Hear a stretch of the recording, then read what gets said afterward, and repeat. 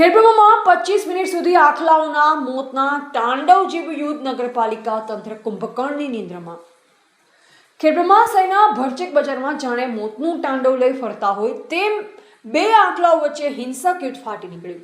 મુખ્ય માર્ગ પર અંદાજે 25 મિનિટ સુધી ચાલેલા ભયાનક આખલા યુદ્ધના કારણે સમગ્ર રસ્તો બ્લોક થઈ ગયો હતો। બજારમાં ખરીદી કરવા આવેલ ગ્રાહકોને સ્થાનિક વેપારીઓમાં ભારે નાસભાગ અને ફફડાટ વ્યાપી ગયો। જાગૃત નાગરિકોની રજૂઆત છતાં તંત્ર ઉદાસીન। સ્થાનિક જાગૃત નાગરિકો અને વેપારીઓ દ્વારા આ રખડતા ઢોરોના ત્રાસ અંગે નગરપાલિકાને અવારનવાર મૌખિક તેમજ લેખિતમાં ઉગ્ર રજૂઆત કરવામાં આવી।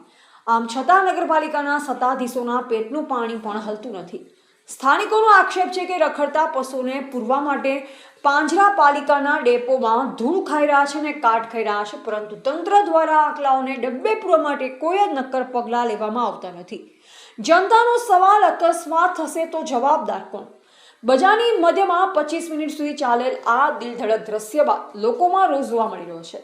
નાગરિકો સવાલ ઉઠાવી રહ્યા છે, જો આખલા યુદ્ધ દરમિયાન કોઈ નિર્દોષ નાગરિક ઘાયલ થાય અથવા કોઈ મોટી જાનહાનિ જેવી દુર્ઘટના બને તો તેની જવાબદારી કોણ લેશે? શું નગરપાલિકા તંત્ર કોઈ મોટા અકસ્માતની રાહ જોઈ બેઠું છે? ઢોલ વગાડી તંત્રને જગાડવાની ચીમકી। નગરપાલિકા વહીવટીતંત્ર હાલ ઘોર કુંભકર્ણની નિંદ્રામાં પોઢી રહ્યું હોય તેવો ઘાટ સર્જાયો છે।